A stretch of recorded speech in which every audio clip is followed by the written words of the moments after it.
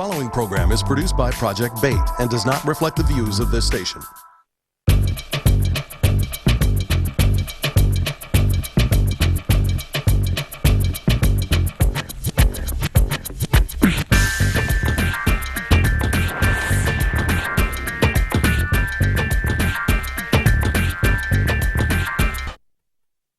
Welcome to another edition of Effie the Councilwoman Report. What exciting topic are we going to discuss today? We're going to talk about mental illness. You know, the trial and tribulations of Sam Riddle and some of the other folk, Monica Conyers and all, have demonstrated, if nothing else, that we should begin to approach this criminal behavior from another perspective, and that is from the psychotherapeutic perspective. That is,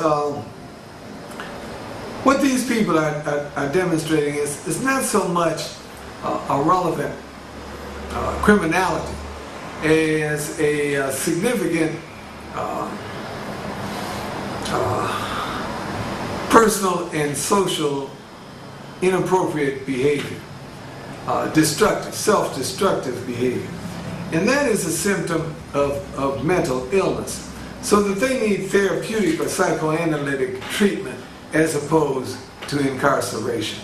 And you know, when you say mental illness, that's one thing that makes sense when you think about this whole situation, the things that are coming out. And I think Mr. Riddle even referenced that his boss was kind of crazy and she's beyond medication. So maybe he has some insight to that situation. Oh, absolutely. I mean, he dealt with her in close quarters, so to speak.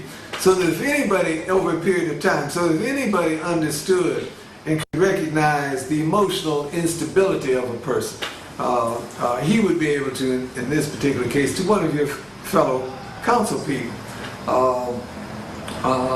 So that in that particular case, we see it very clearly. But we also see it in Sam Riddle. You see, he confessed to consuming too much liquor or alcohol. Well, the overconsumption of alcohol is alcoholism, and that is symptomatic of some emotional instability and emotional problems. So that he self-identified as having that problem. Then I would suggest whenever you find a 63-year-old man in bed with a 30-year-old woman in his girlfriend's house, that is a sign of instability as well. Exactly, and you know, I also heard on one of the tapping videos or recordings that he said he really wanted to be a pimp, but by the behavior of these political women is kind of like being a pimp. So it's like, wow, that's kind of an interesting mental capacity to want to do that also. Yeah, to make the analogy, and he said you couldn't stand the night air. That is, in a sense, the abuse of women is also a sign of mental instability.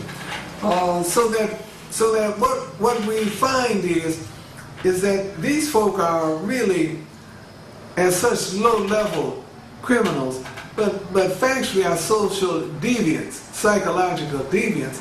And I don't think they're particular, at least at this stage, serious ones. And what they needed was some kind of intervention, some kind of treatment, so that it wouldn't have progressed to the point where it has with all of them, you know, standing to go to prison. Several of them have already been condemned to prison. And it is unfortunate that in addition, the police agency, the National Police Agency, the FBI, instead of intervening to prevent the acceleration of these folk into a criminal behavior, the FBI only accelerated it by offering bribes or facilitating bribes to these people who are already emotionally unstable. They acted kind of like enablers, which Mr. Riddle has stated that the Cinebro Corporation were enablers in this situation. Oh yes, they were the prime enablers of the circumstance. But also the police agency is a key one because they were there and had the opportunity to prevent it. They recognized obviously if you make 20,000 tapings, recordings of a conversation, you have a pretty good idea of what's going on. But that also includes, for example, Mr. Jackson and his brother, you know, who are well aware of the circumstances as well. I mean, they had enough personal savvy to know that no good could come of the situation that they were willingly involved themselves in. But we can also include Christine Beatty and our mayor, Kwame Kilpatrick. Unstable behavior demonstrated over a period of time. And that all of them, I think, could have benefited, and all of us, you included, Councilwoman, could benefit from therapeutic attention at time to time. We all get these mental colds, I'm sorry to say. And when I decide to stop bringing my haterade, I need to bring it back, I see. I think anybody who looks at you in terms of you obviously get up and, you know, your overuse of makeup might think that you are emotionally challenged.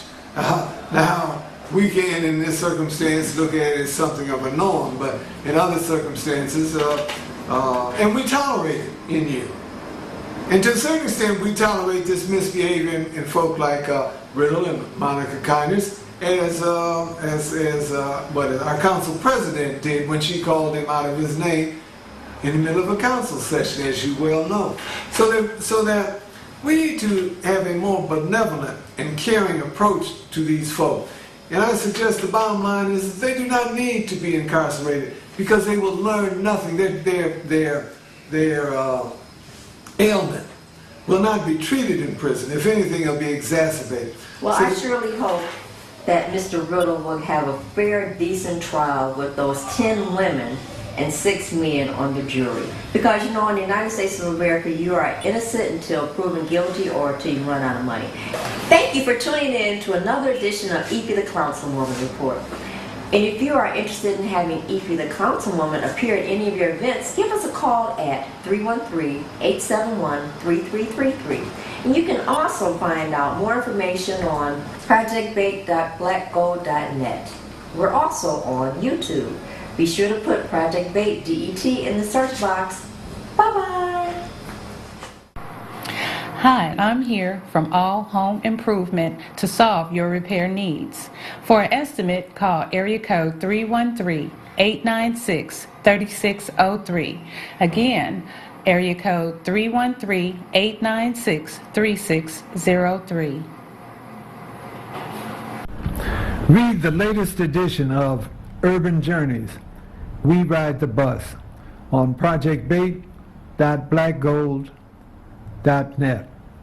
That's Urban Journeys on projectbait.blackgold.net.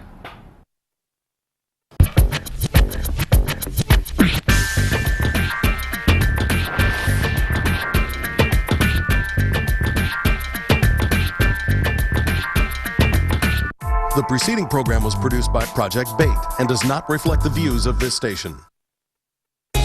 Interested in a career in a media